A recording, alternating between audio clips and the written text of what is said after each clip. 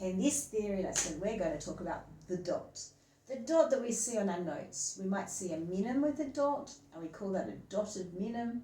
We might see a crotchet with a dot, we call that a dotted crotchet.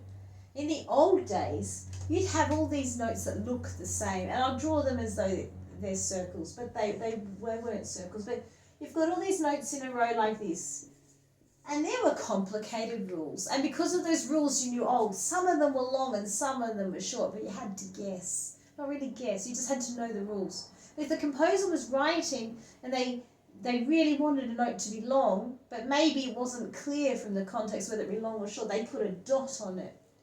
And this dot on the note would make this one perfect. And then all the others would have to use their rules to figure out what they were.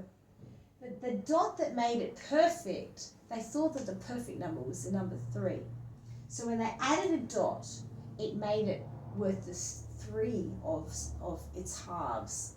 So that's a really complicated way to explain it, but it just made notes perfect. So it used to be called a dot of perfection because it made the note perfect. Sometimes in the 1700s they referred to it as a dot of augmentation because it makes the note longer. These days we don't make any difference between the sorts of dots, whether they're perfection or augmentation. But if I take my minim is worth 2 crotchets.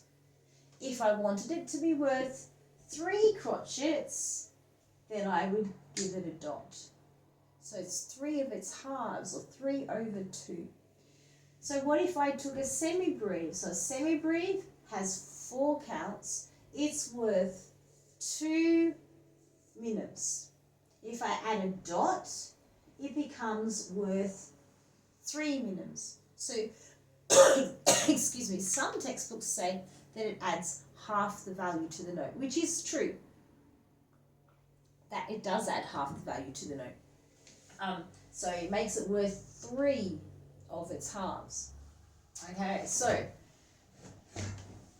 if I was to simplify that into a table, got the dotted minim, which has 3 counts.